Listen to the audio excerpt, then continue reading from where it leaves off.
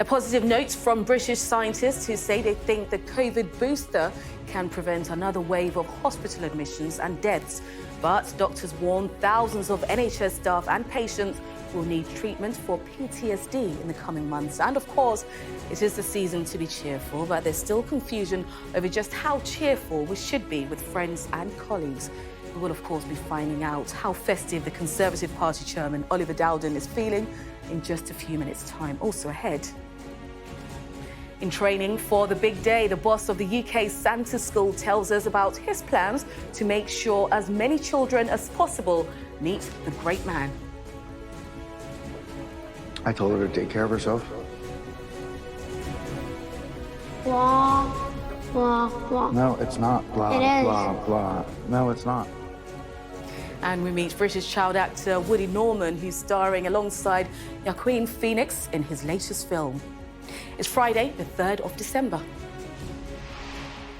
No guilt. Alec Baldwin says he doesn't feel responsible for the fatal shooting of a cinematographer on the set of his film and accepts his career may be over. Do you feel guilt? No. Someone is responsible for what happened, and I can't say who that is, but I know it's not me. A boost from the booster. Scientists say they believe a third COVID jab can prevent illness and death.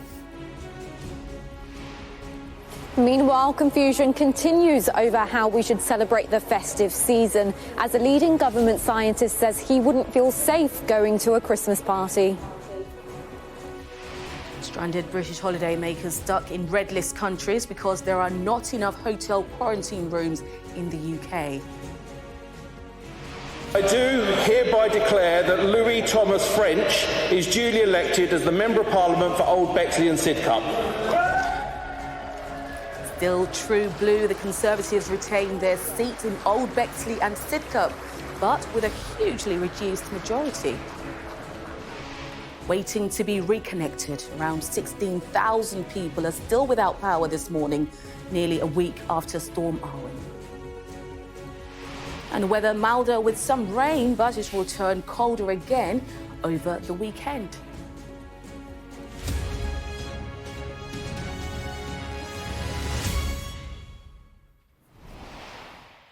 Hello, good morning. Alec Baldwin says he doesn't feel guilty about the fatal shooting of a cinematographer on the set of his film Rust.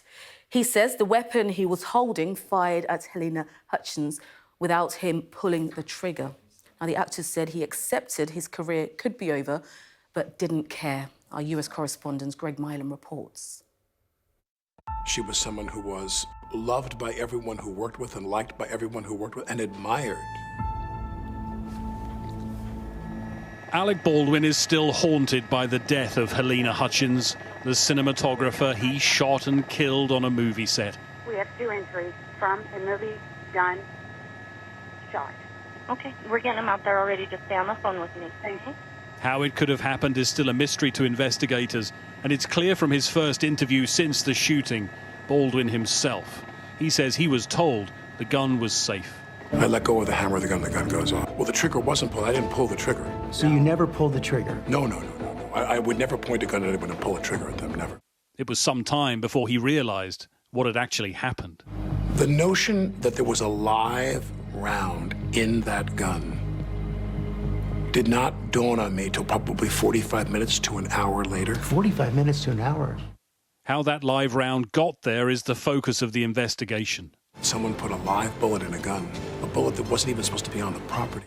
Last month, Lane Looper told Sky News he'd left the film because of concerns about safety. This set was unsafe simply because they didn't have the wherewithal to, follow, safety rules that we have in this industry that we've been following for decades. Baldwin said he'd never raised those concerns with him and denied corners had been cut. He has, though, considered giving up acting. I couldn't give up my career anymore. Is it over? But why? Well, it could be. Is this the worst thing that's ever happened to you? Yes. Yep. Do you feel guilt? No. Someone is responsible for what happened, and I can't say who that is, but I know it's not me. Alec Baldwin says he doesn't expect to be criminally charged over the shooting, but 6 weeks on, like everyone, he's still waiting for answers. Greg Milam, Sky News, Los Angeles.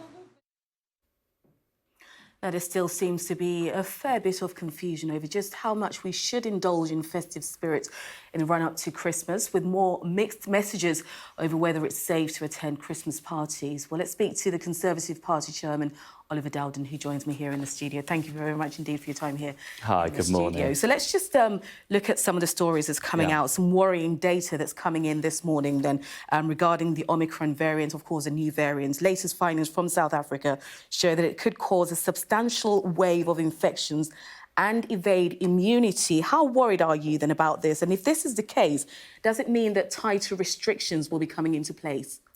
Well, first of all, the government takes this very seriously, and I can understand that your viewers and you will be concerned about this new variant. That's why we've introduced a range of new restrictions already, which we think are proportionate, for example, in relation to travel and in relation to mask wearing. That's while we analyse the virus, and that's happening, for example, at Porton Down now. But in the meantime, the message to people, I think, is fairly straightforward, which is keep calm, carry on with your Christmas plans. We've put the necessary restrictions in place, but beyond that, keep calm and carry on. It's interesting you say carry on with your Christmas plans. This is exactly what the Prime Minister Boris Johnson's also saying go ahead with your Christmas parties if you so wish. But actually, Jenny Harris, who's, of course, the head of the UK Health Security Agency, says that people should cut back on unnecessary socialising over the festive period. But on the other hand, the Prime Minister's saying go ahead and party on. So it seems that you're out of step then with what the scientists are saying. Well, all of our advice is based on scientific evidence, and indeed the Chief Medical Officer and the Chief Scientific Advisor attends Cabinet and was at Cabinet when we discussed this earlier this week. That's why we've gone for this balanced and proportionate set of measures. So it is the case that, unlike previously in England, people will have to wear masks on public transport and they'll have to wear masks in retail settings. We've very much tightened up the border restrictions. But beyond that, we believe that those are necessary and appropriate steps, but beyond that, people can carry on with their plans as before. So I would say to people, just keep calm, carry on with your Christmas plans as already set out. But this morning, we're just learning that actually quite a large number of organisations, a few, are cancelling their plans. So people are not listening to what you're saying. Do you think that people are just not trusting what you're saying? They just don't have much confidence in what you're saying. So some of the people we're hearing, University College London, NHS Trusts, Age UK, these are all organisations, government departments that have cancelled their Christmas parties, despite the fact that you're saying carry on. Well, I understand that people have concerns around the new variant. That's why the government has taken the sort of measures that we've already outlined. But beyond that, as the Prime Minister has been at pains to say several times and said again yesterday, and I'm very happy to repeat again this morning, we think those are sufficient at this stage, and beyond that, people should continue with their plans as intended. We've always said that we want people to have a better Christmas than they had last year. We're confident they're able to do so.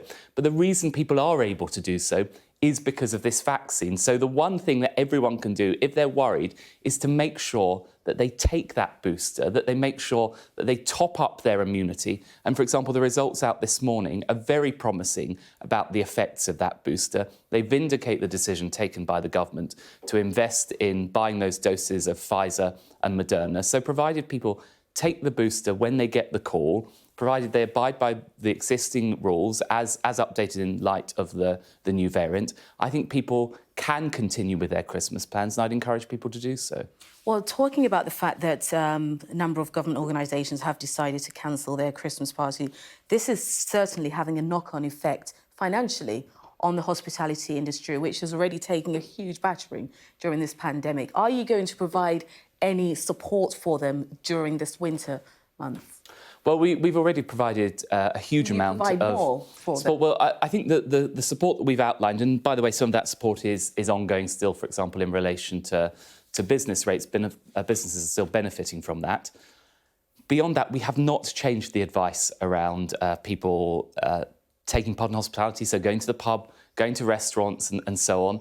And actually, I think most pubs and restaurants, up until very recently, have been doing very well during this season, and we're not discouraging people from continuing to do so. But they are going to take a hit, though. If a lot of people are cancelling their Christmas, plans, they will be taking a huge hit. A lot of people had been relying on this Christmas festive season to make up some of the losses that they've made over the years. So will you provide extra support for them during this Christmas period? Well, let's wait and see how we do over the Christmas period, because the government's position remains that people should carry on with their Christmas plans.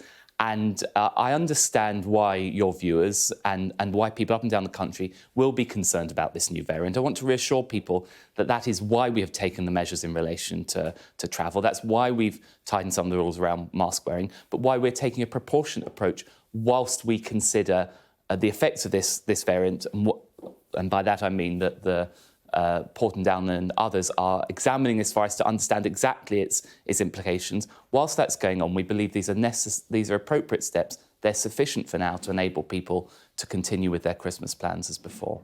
OK, now we're just hearing of families who are being stranded in South Africa. Obviously, it's on the red list country, and this is because they're not enough hotel rooms for them to quarantine in when they reach the UK. So it looks like a lot of people will be spending their Christmases in those Southern African countries, which you have put on the red lists. And it appears that you put the restrictions in place overnight, but you didn't readjust or look out for the capacity for the existing infrastructure plan.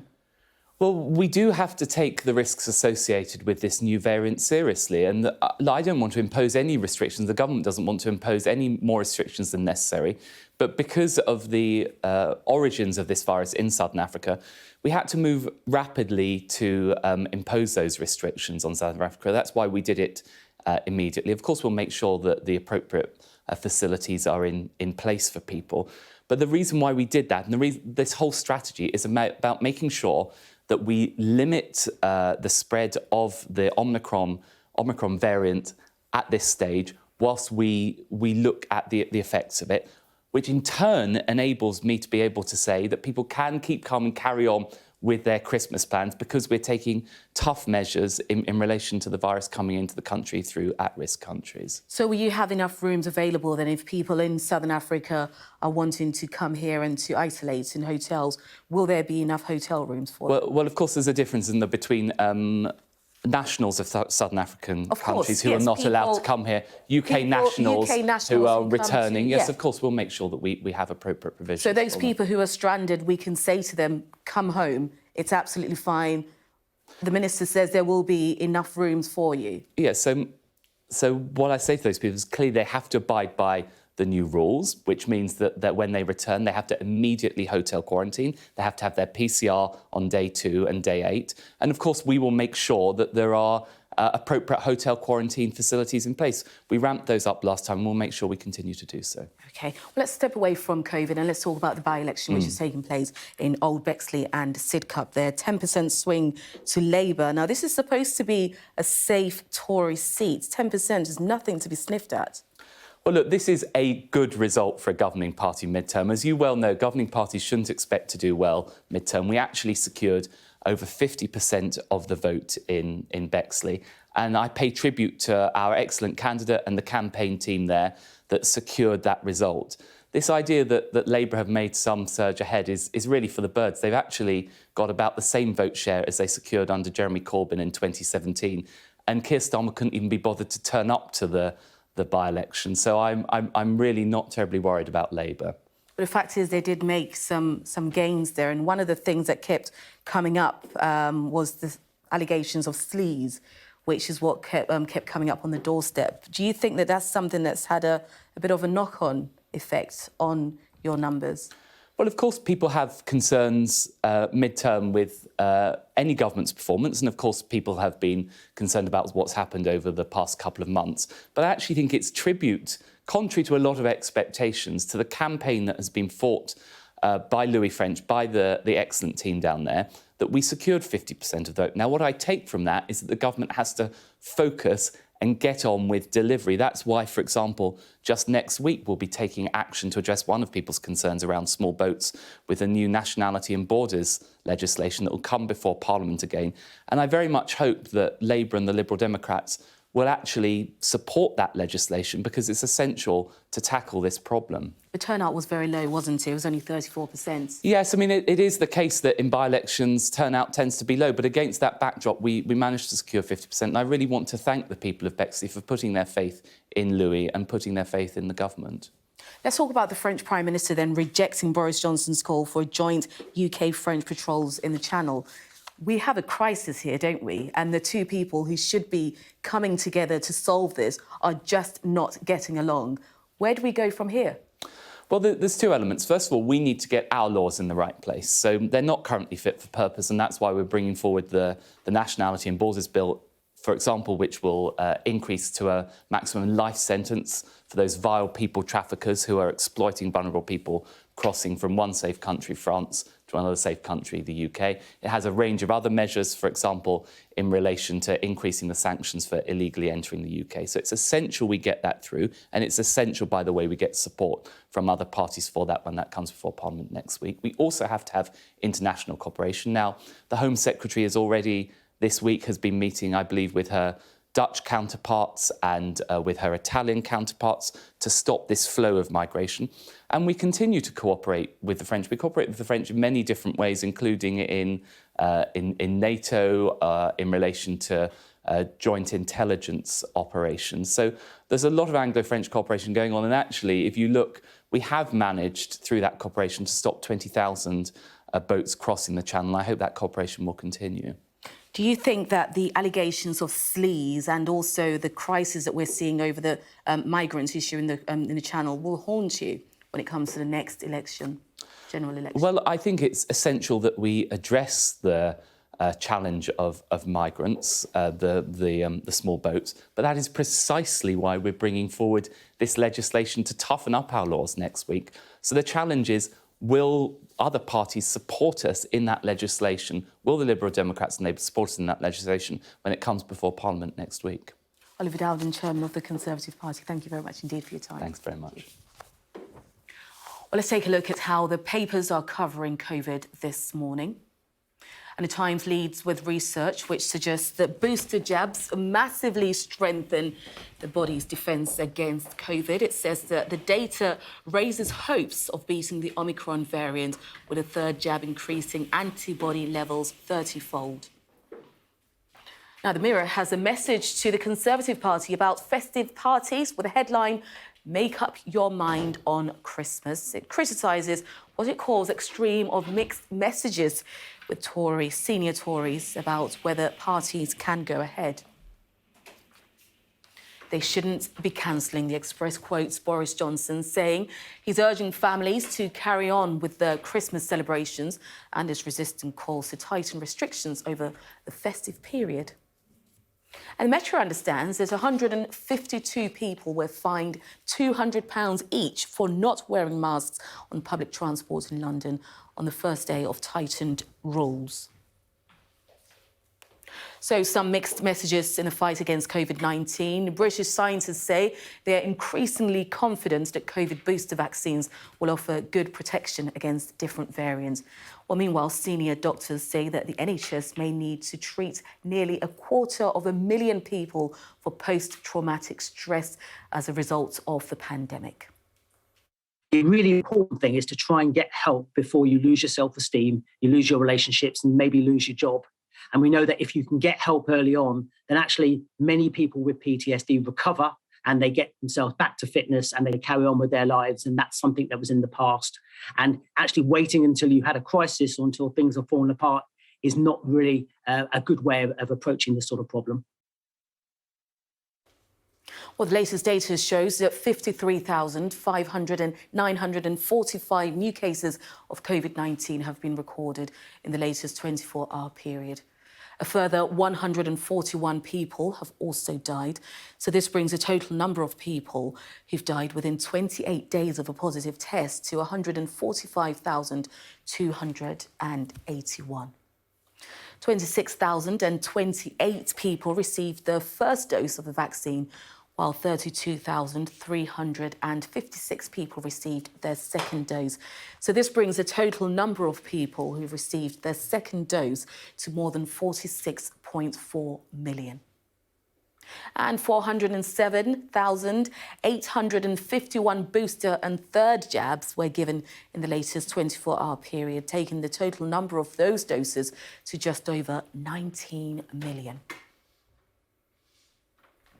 Well, Sky's Aisha Zahid is on Carnaby Street in central London for us now. Aisha, good morning to you. Looking very festive there, but not many people there behind you. Obviously, it is very early in the morning as well, isn't it? Yeah, that's right. But I'm sure Carnaby Street will be filled with Christmas shoppers later today, over the weekend, over the coming weeks, all wondering what exactly is going to happen over the festive period. It's something concerning hospitality venues. The sector wants to make up for the losses that it made last year. But at the moment, bookings are down. They're seeing cancellations. Now, we've heard from one of the government's leading scientists, Professor Peter Openshaw. He's a part of NerveTag, the subgroup of SAGE. He has said that he wouldn't feel safe going to a Christmas party this year, and that's down to the Omicron variant, but also because the chance of becoming infected is too high. It's a sentiment echoed by the British Medical Association. They say stronger measures should be enforced. They want to see the government encouraging people to avoid large gatherings. They want people to meet outdoors where possible. But at the moment, government is saying that Christmas will continue as normal. Boris Johnson said it will be considerably better than last year. Aisha, thank you. Still to come on the show. After 7:30, I'll be discussing the big rise in homophobic and transphobic hate crimes since the end of lockdown with campaigner and journalist Benjamin Butterworth. Also this morning, why doctors are expecting to treat thousands of COVID patients for post-traumatic stress disorder. And later we'll discuss the results of the Old Bexley and Sidcup by-election with Labour's National Campaign Coordinator, Shabana Mahmood. Now, the Conservatives have retained their seat in the Old Bexley and Sidcup by-election overnight, but with a significant reduction in their majority. Their candidate, Louis French, won with just over 11,000 votes, followed by Labour on 6,700. The Reform Party, formerly the Brexit Party, picked up just short of 1,500 votes. Here we can see the share of the votes, with the Conservatives holding just over half the votes at 51.5%, then Labour with just over 30%. And let's see how the votes has changed since 2019.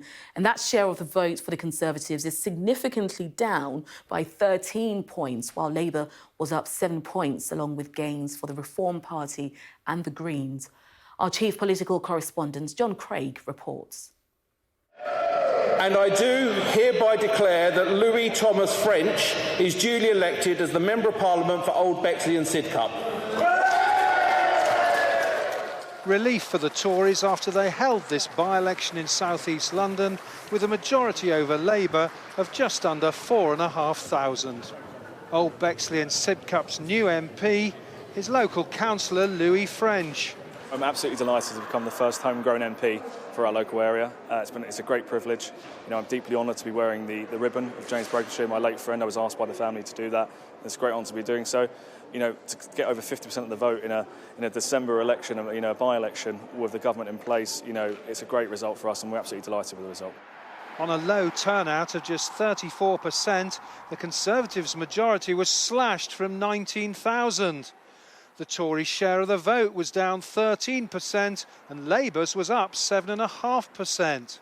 This is a seat that has always been a Tory stronghold. It's the Tory heartland, and actually what we've seen tonight is a swing to Labour of over 10%. And you know, that's a great result for us in Tory heartlands. Labour fought this by-election focusing on allegations of Tory sleaze and the personal conduct of Boris Johnson. The Conservatives will be mightily relieved to have got this by-election out of the way, albeit with a reduced majority and reduced share of the vote. All the parties have made a quick getaway from Old Bexley and Sidcup. That's because the by-election roadshow moves on to North Shropshire in 2 weeks' time, and that could be a much tougher battle for the Tories. Here in south-east London, the by-election was caused by the death of a much-loved local MP, James Brokenshire. Shropshire North, however, will be fought against the background of former MP Owen Patterson's breach of Commons rules and allegations of MPs for hire. John Craig, Sky News, South East London. Also making the news this morning, a father and stepmother are due to be sentenced later today for killing a 6-year-old boy after subjecting him to months of abuse. Emma Tustin was convicted of murdering Arthur Labino Hughes last year, while his father, Thomas Hughes, was convicted of manslaughter. A court in New York has heard how Jeffrey Epstein's former housekeeper drove 2 underage girls to the financier's house under Ghislaine Maxwell's orders. Juan Alessi said he took Maxwell's alleged victims to Epstein's Palm Beach estate when both girls appeared to be around 14 or 15 years old. France has rejected Britain's offer of police and soldiers to patrol the coastlines to deter migrants crossing the Channel. In a letter to Boris Johnson, the French Prime Minister says that the country cannot accept the idea because it would compromise the nation's sovereignty. The oil company Shell has pulled out of the controversial Combo oil field development west of Shetland. The company had a 30% stake in the project, but said the economic case for investment in the North Atlantic project was not strong enough. A British teenager has been seriously injured in a crocodile attack in southern Africa. Amelie Osborne-Smith from Andover, Hampshire, was whitewater rafting with friends in Zambia when the crocodile bit her leg and dragged her underwater. She's now being treated in hospital for serious leg injuries. So what about the weather then? Well, let's see how things are shaping up.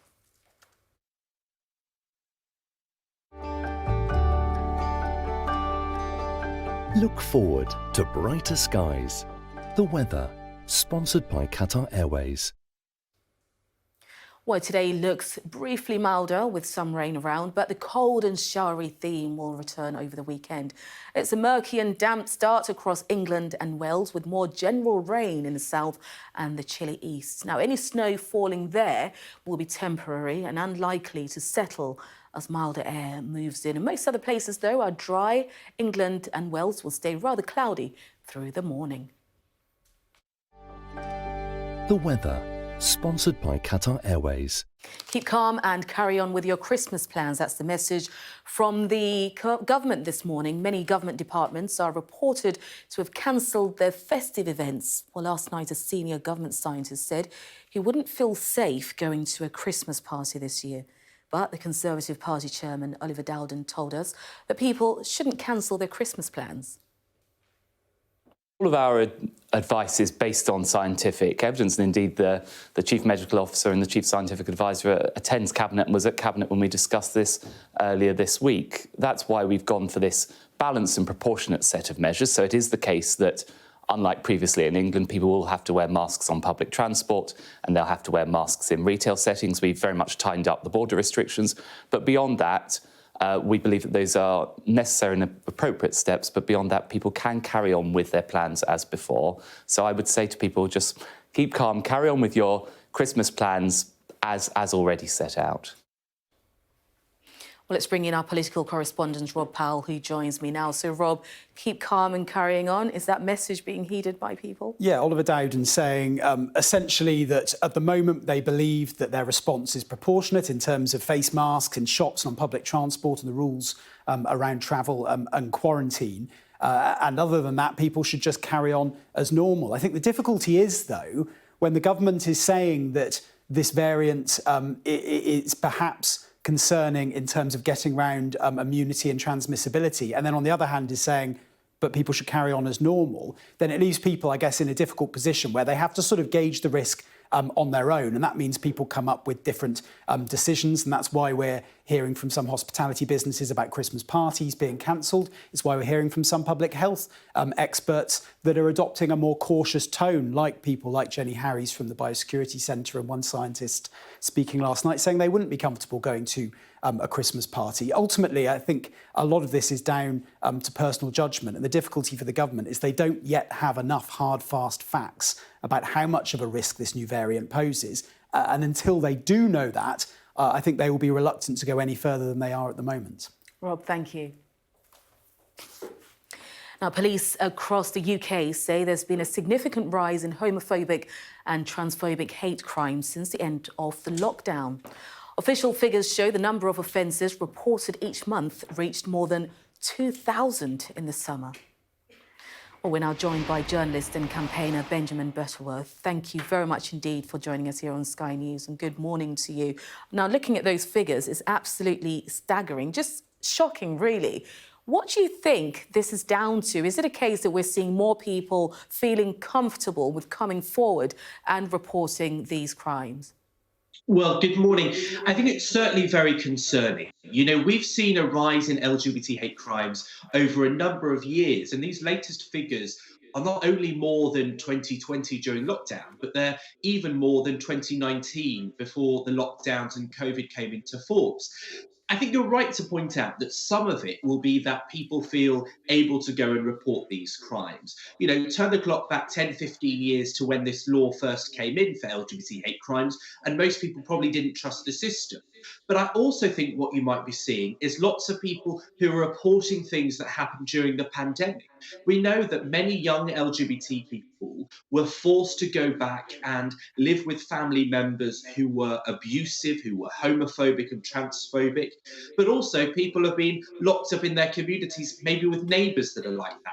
And so that's been a real concern. What I hope that from seeing these figures is that people realise that gay and bisexual and transgender people still face this kind of abuse all the time. You know, even though these figures are shocking, and even though some of it will be an uplift in reporting because people feel safer to report, it's still a fraction of the reality. You know, a couple of years ago, someone threatened to stab me for being gay, and I reported that, and that person eventually got prosecuted. But there had been so many other times when I'd just been walking down the street, you know, not even holding hands with another man, maybe just having been on a night out or been in a gay village in Manchester or London and have faced abuse. And we need people to recognise that this is a problem and that the government and police forces need to help LGBT people. I mean, if you're holding hands with another man, perhaps the person who doesn't like it will probably mind their own business. That's one thing. But let me just pick you up on what you said. Somebody threatened to stab you. What happened there? So I was on a train back from Brighton Pride a couple of years ago, and someone got on at Croydon train station on the way back into London, and they said that it was unchristian, that it was a threat to his children to be gay, for homosexuality to be around. He compared me to a paedophile, and he said to this carriage full of gay people, "I'll stab every one of you."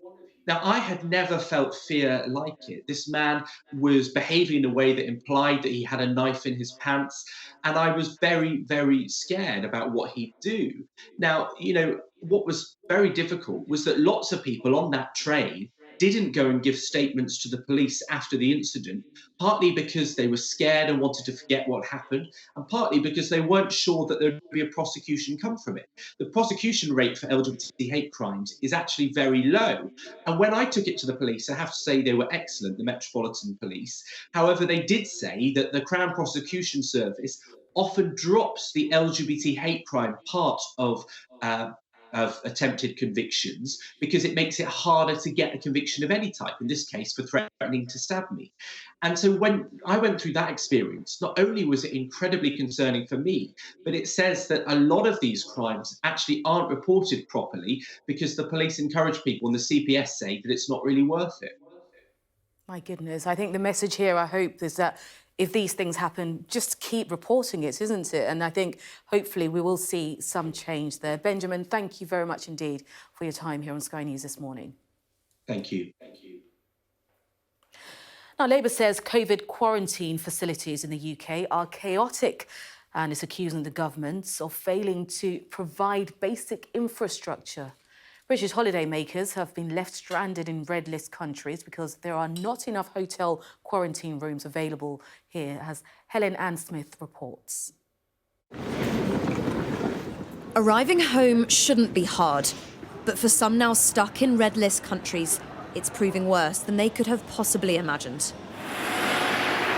This is what they can expect, a bus to 10 days in a quarantine hotel. But that's if they can book a room. There aren't currently enough, and it's left people stranded. Teresa's originally from South Africa. She's been visiting her mum for what she fears may be the final time. She was meant to return next week, but she can't get a hotel room until December the 22nd. She now faces Christmas in quarantine. This turbulence of the booking and the flight changing and then arranging, finding out where you get your PCR tests and driving, 10 miles to go and book it, it takes its toll. You force people to do something, but allow them to do it. And the cost is crippling for families like Hannah's. They must now pay thousands of pounds, not just for the hotel, but potentially to move their flights to fit around the limited availability. It's made my mum very ill. She's extremely stressed. I can't really highlight enough, not only the incompetence of not having enough hotel rooms for travellers coming back, but the incompetence of their booking process. It's dire. It's truly dire. 10 countries were added to the red list very fast with little warning. It means quarantine capacity is less. This hotel is one of many that was being used to quarantine red list arrivals, but isn't anymore, a sign perhaps of just how much smaller the operation is this time. This chain offered 8 hotels last time. They now have just 3, made ready by a huge team effort. No mean feat, says the owner. We have to get special equipment in. We've got to make sure, even from a room service point of view. So a lot of planning goes into it, and especially in the current climate when you can't even get all your deliveries in on time. The government says it's monitoring things and adding to capacity, but these problems, say some, were predictable. So I like it when the government reacts swiftly to a fast-developing problem. What I don't like is when they don't think round corners and they're not prepared for the unprepared, and that's exactly what we've got here. The booking company says it's helped thousands of travellers, and recent flight cancellations haven't helped. This part of a trip is rarely enjoyable, but for some right now, it would be a relief. Helen Ann Smith, Sky News, Heathrow. Well, let's take a look at what's happening in the world of sport with Jackie.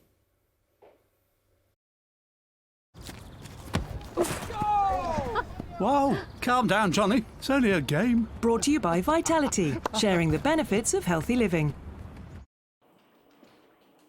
Manchester United's new interim manager, Ralph Rangnick, starts work today after watching his new side win a 5-goal thriller against Arsenal last night. Well, he was in the stands to see Arsenal take the lead at Old Trafford through one of the most bizarre Premier League goals you'll ever see. Goalkeeper David De Gea was accidentally injured by his teammate Fred, and before the referee could stop the game, Emile Smith-Rowe fired the ball into the net.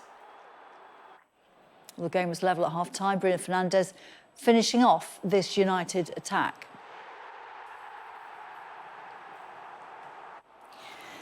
Then came 2 goals in as many minutes at the start of the second half. First, Cristiano Ronaldo with another landmark goal to put the home side in front. That was his 800th career goal. But Arsenal were level again quickly. Martin Odegaard equalising to make it 2-2 with this. But as on so many occasions, Ronaldo proved to be the match winner again. United were awarded a penalty after VAR intervened for that foul by Odegaard on Fred. Ronaldo scoring from the spot to claim the victory. Rangnick now takes charge of United for the rest of the season. And after the game, it was confirmed that Michael Carrick would leave the club. Tottenham are up to 6th after a 2-0 home win against Brentford. These sides were playing each other in the league for the first time since 1949. A Sergi Canos own goal put Spurs in front.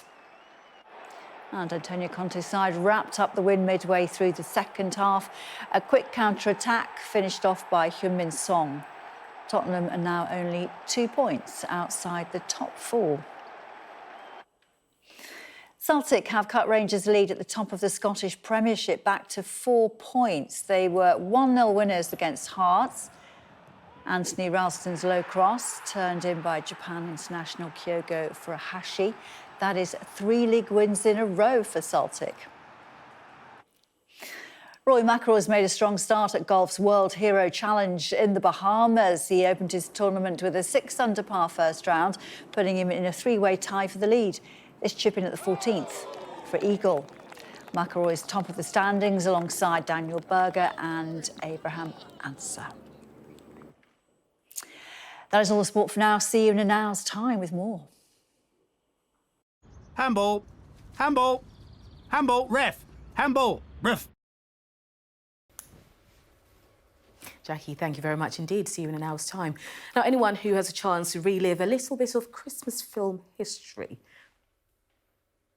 the original house from the 1990 film Home Alone will be available to rent on Airbnb during the festive period. That's quite exciting. Actually, I don't know how I feel about that. The online site has announced people will be able to rent the McAllister's home in Chicago for one night only. There it is there. How rather exciting, all those festive colours as well. On the 12th of December, up to 4 guests will be able to stay in the house for just £19. That's it, I'm packing my bags. I'm heading over there right now. Does anyone know which particular parts of your body can be damaged by air pollution? Friday morning will be rather murky and damp for England and Wales, with more general rain in the south and east, slowly clearing into the windy southeast. Most other places will be dry with some brightness, but northern and western Scotland will see a few showers. It'll be milder for most. The afternoon will see rain returning to the southwest, while showers develop more widely in the far northwest. Looking at the UK's air pollution, levels will remain low, measuring just 2 or 3 on the daily air quality index. The Air Quality Report, sponsored by Philips Air Purifiers.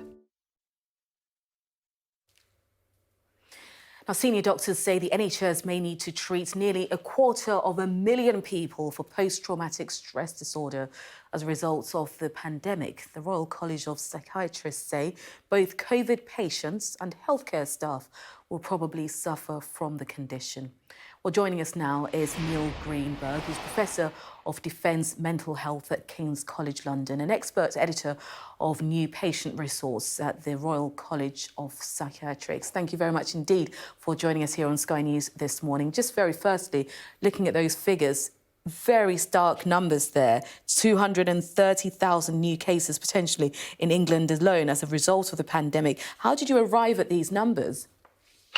Well, good morning. So actually, the data actually comes from the NHS itself, from the strategy unit. And what the Royal College has done is to produce some expert guidance to try and help patients understand when they should seek help, and also, what post-traumatic stress disorder is. But it's important to say that PTSD, post-traumatic stress disorder, isn't just something that happens during the pandemic. We know that many people in the UK have suffered with PTSD anyhow. But it is very likely that frontline staff, such as those working in intensive care or in respiratory wards or in the ambulance service or in social care, and also people who have had really severe COVID and been admitted to hospital, they're at increased risk of suffering with this condition. And it's really important that they get the right care. So this is obviously the remnants that's coming on from the pandemic that we've had. So this is going to be more people needing care and having to rely on the NHS. Well, that's true. The NHS absolutely provides care for people who have PTSD. It's fair to say that sometimes if you go and try and seek care in some areas, it can take you a bit of time to actually get the care that you need.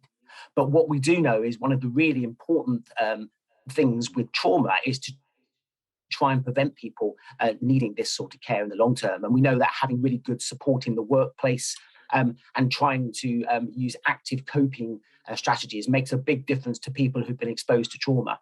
It's absolutely not the case that everybody who goes through a traumatic event suffers with PTSD. It's an important minority that do, but we shouldn't over-exaggerate the threats. But at the same time, we don't want to not provide care for people who absolutely need care for this condition.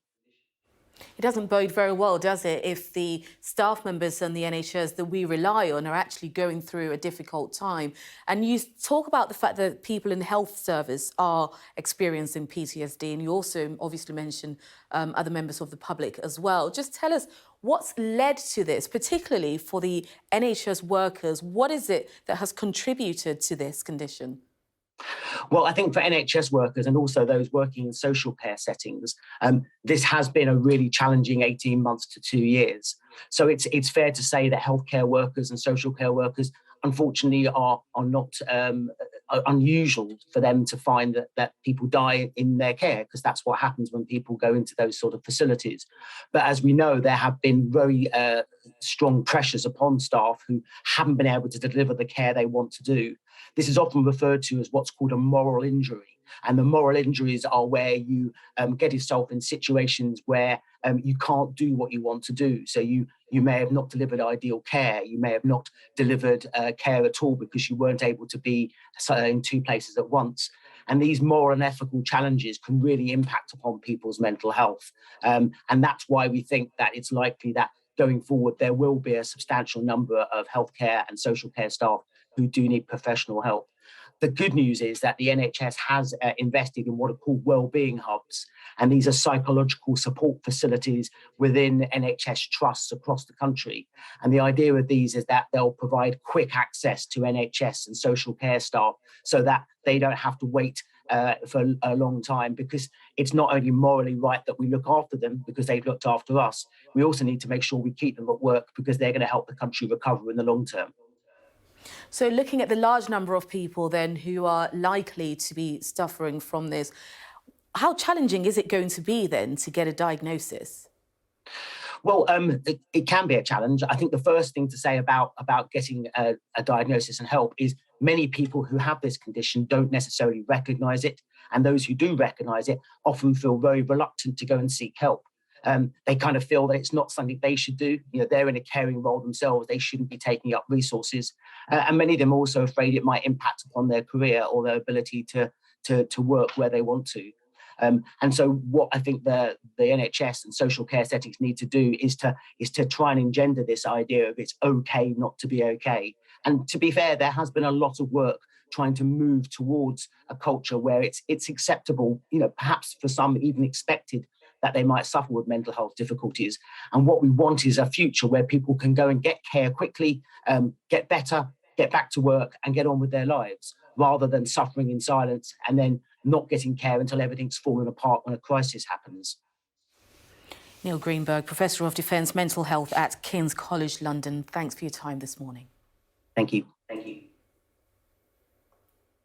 Well, let's check in on the weather now.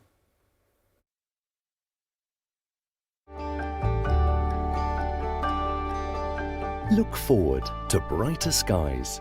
The weather, sponsored by Qatar Airways. Well, the good news is today looks briefly milder with some rain around, but the cold and showery theme will return over the weekend. So not so good news there. It's a murky and damp start across England and Wales with more general rain in the south and the chilly east. Any snow falling there will be temporary and unlikely to settle as milder air moves in. Most other places are looking dry. England and Wales will stay rather cloudy through the morning, but the rain will largely clear to the windy southeast. Elsewhere, it will stay mainly dry with some brightness in the north, but northern and western Scotland will see a few showers. More rain will reach southwest Ireland by lunchtime, and it will be milder than yesterday.